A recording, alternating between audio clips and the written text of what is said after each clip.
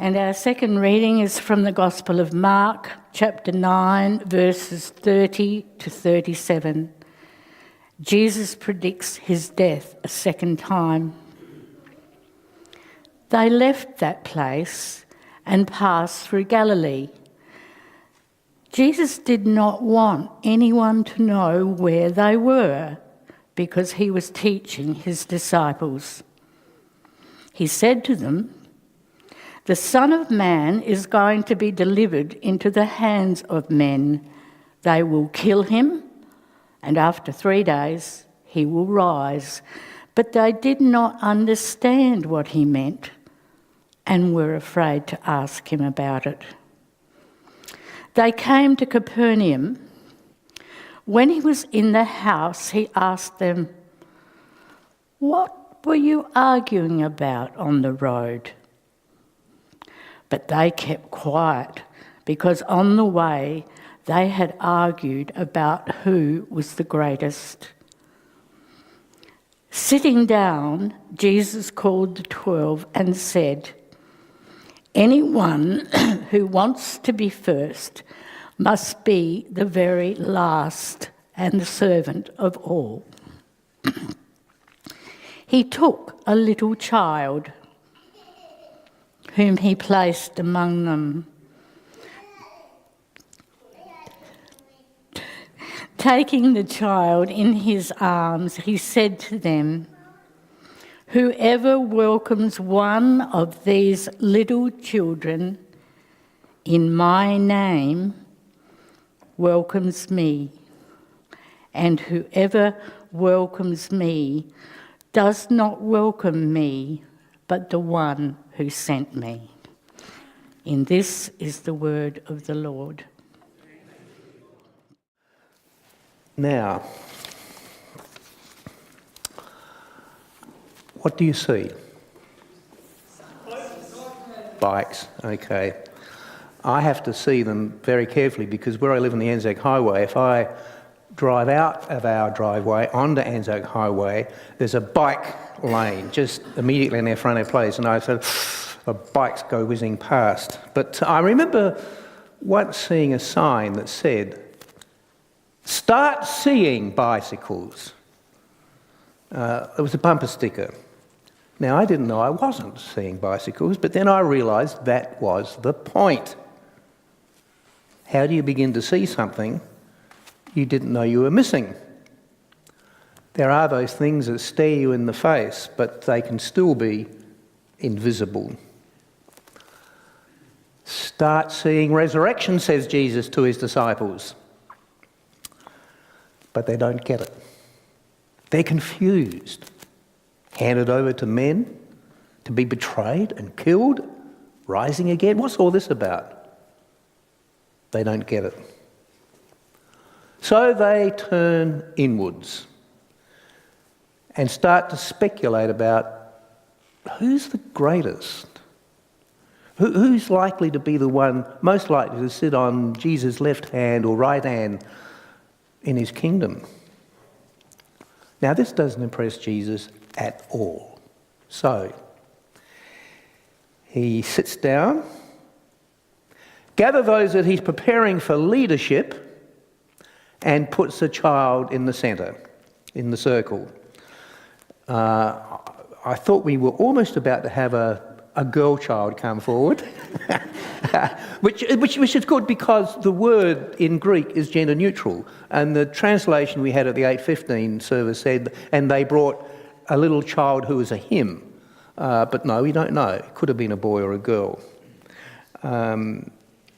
But the word for child echoes the culture's view of children.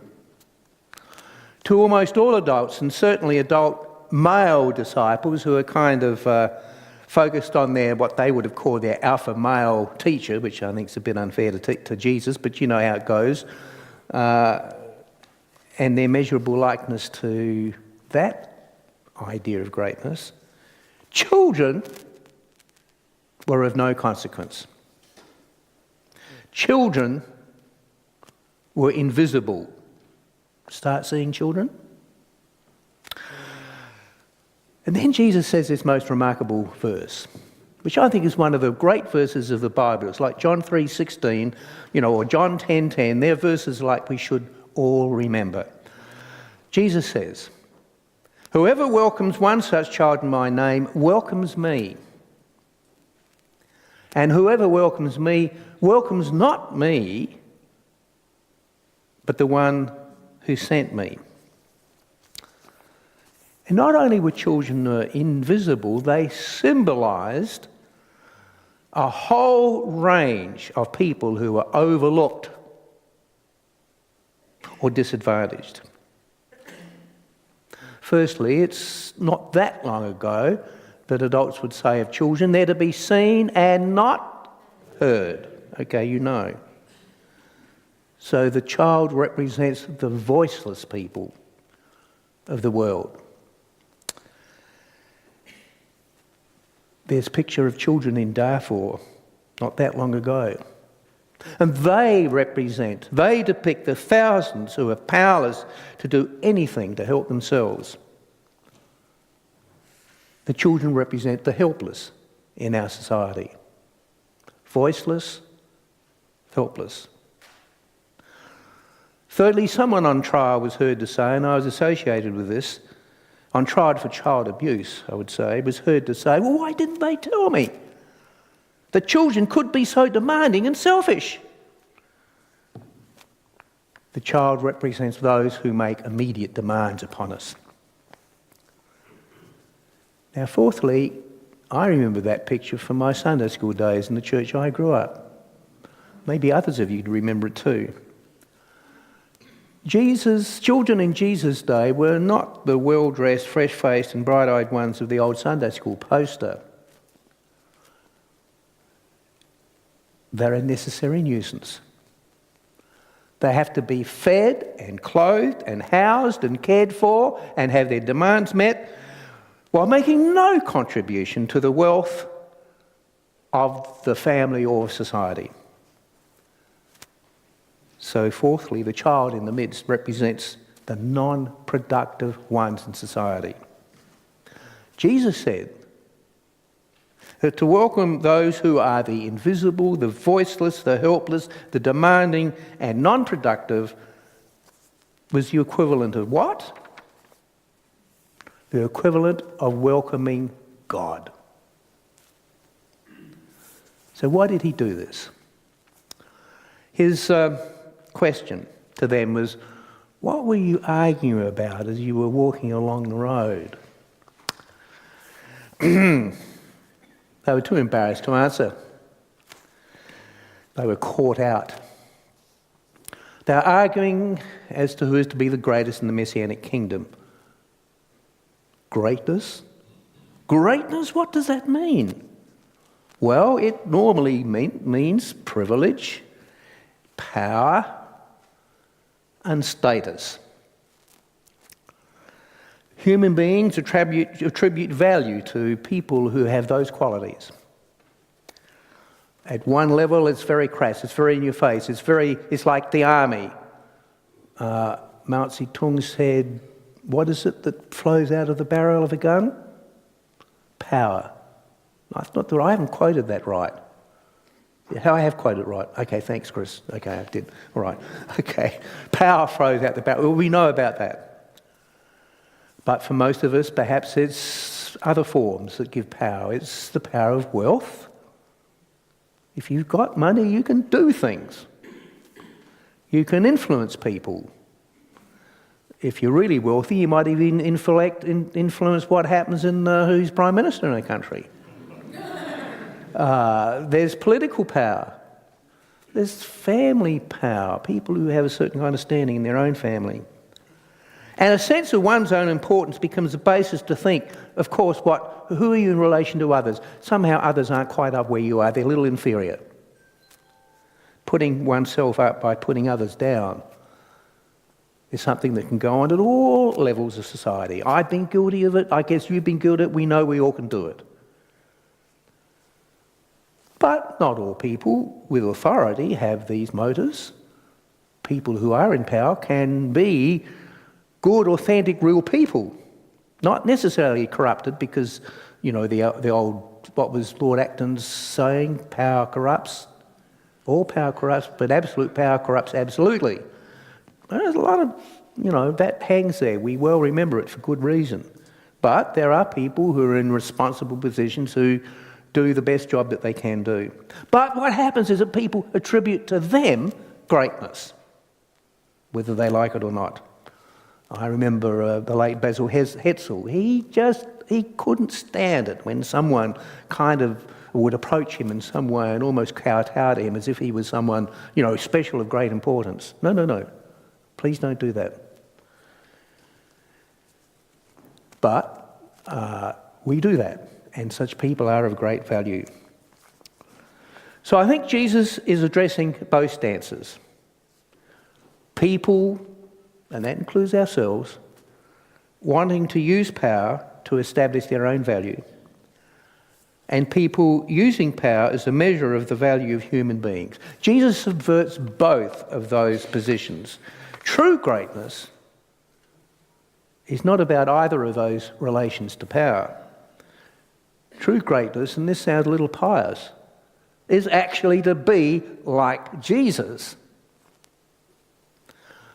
who ironically was a truly powerful person, where it could seem that he would go to the cross and that the Roman authorities and the Jewish leaders, they got him. What they didn't bargain on, that all that Jesus represents was going to rise up and live powerfully in the lives of the new community. And Jesus valued himself, I think, not because he had power in himself. And of course, you remember those 3 temptations at the beginning of Jesus' ministry. That's always lurking behind all of Jesus' ministry. And I think most of what Jesus does has to be interpreted in the light of his rejection of using power and miraculous things in order to win disciples. No, Jesus had this knack of giving away power. His greatness was in that he was able to empower others. People who demeaned themselves, who thought they were nothing, who society said, no, you're just over there, you don't count. He could release them from that inner or that external bondage. He gave them power to live their lives, to move towards living life in all its fullness. Jesus modelled what we call servant leadership, because in lowliness one follows the path of the cross. Jesus is the chosen one. He wears a crown, but what kind of a crown is it? It's a crown of thorns. And yet, is it any different for us 21st century disciples from those first disciples? I mean, how do we feel? How do you feel when others are chosen in front of you? That's happened to me and I've resented it. How do we feel when we are overlooked? Or when our Christian service is not affirmed in ways that we deem appropriate? Or when our ministries can actually be called into question? And perhaps when we just sink into self-pity, as if it's all about me?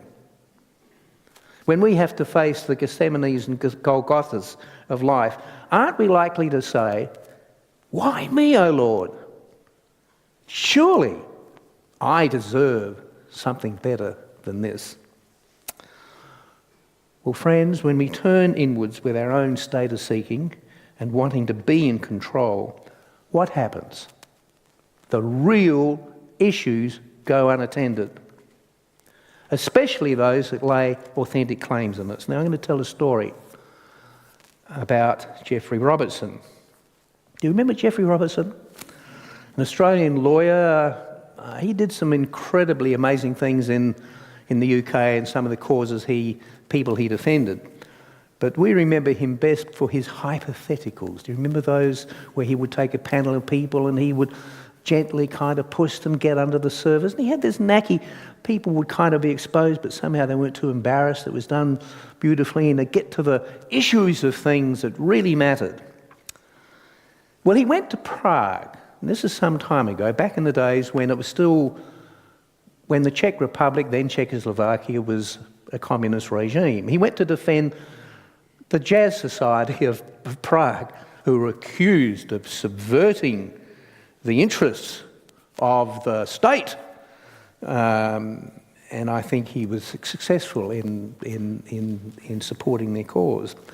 But he happened to wander into the old Jewish quarter, the old Jewish cemetery, and he saw something which changed him forever.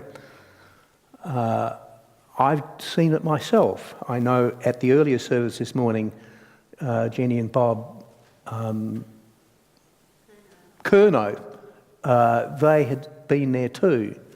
And if you go there, there's a little gallery, and you'll see the paintings of children who were incarcerated at a place called Terezin, or St. Theresienbad. Janine and I have seen those paintings too. And I tell you, I was not prepared for what I saw. Terezin was like, it was odd. It was like a showcase concentration camp, because it was the one place where the Nazis, in response to people who said, I hear you doing these terrible things, you have these concentration camps that are absolutely awful, they said, oh no, come and have a look at Terezin. And people would go there and they would see children playing and families apparently being happily there for their own safety. Of course, it was all a lie. Most of the children, not all, in the family went to Auschwitz and didn't survive. And it still was a concentration camp. And when guests weren't being shown around, it was pretty awful. But in the bleakness of that concentration camp, the children painted. They painted flowers that they never saw in reality. They painted a blue sky when mostly the sky was dark. They painted people enjoying life and being lovely family members. Now we're going to see just a few of the pictures there. That's one. That's two. Let's hold it a bit there. That's three. Let's hold that one there. No, all right. Greg, let's hold, Steve, rather. Let's hold that one there for a moment. And they also wrote poems, these children. I'll just read a couple.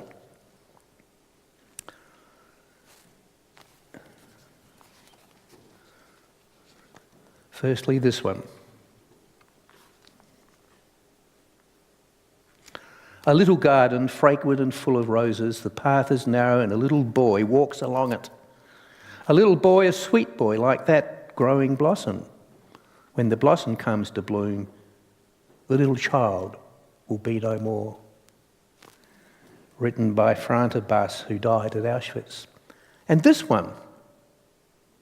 I'd like to go away alone where there are other nicer people, somewhere into the far unknown, there where no one kills another. Maybe more of us, 1,000 strong, will reach this goal before too long. That was by Alina Sinkova, who survived. And then just one more, Steve, thanks.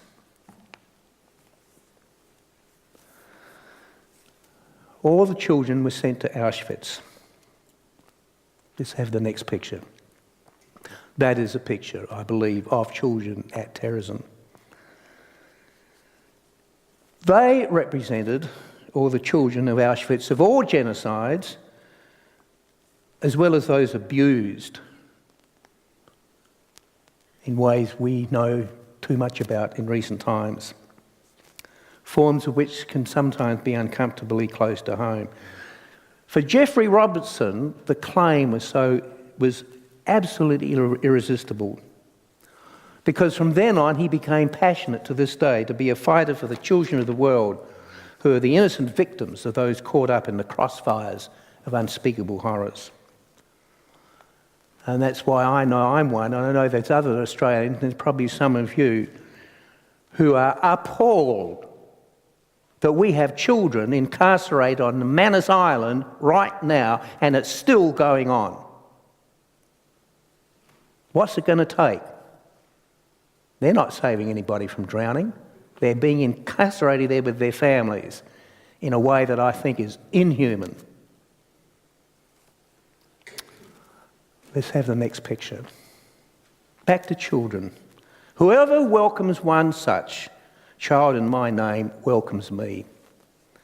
So Jesus placed a child, a symbol of all the voiceless, helpless, demanding and non-productive, in the midst, and the child is welcome. The focus is not on our rights, our need to bolster our own ego, our ambitions or our recognition, nor our status, but what the child represents.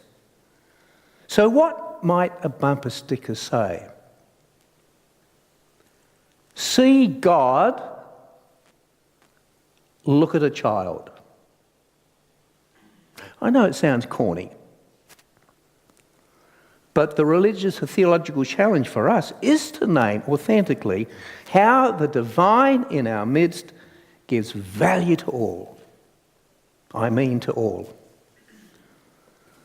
And so, friends, like the disciples, it's a continuing lesson, for it ought to be so easy. But we can make it hard by insisting on placing ourselves and not the helpless ones at the centre of the world. Whoever welcomes one such child in my name welcomes me. And whoever welcomes me welcomes not me, but the one who sent me.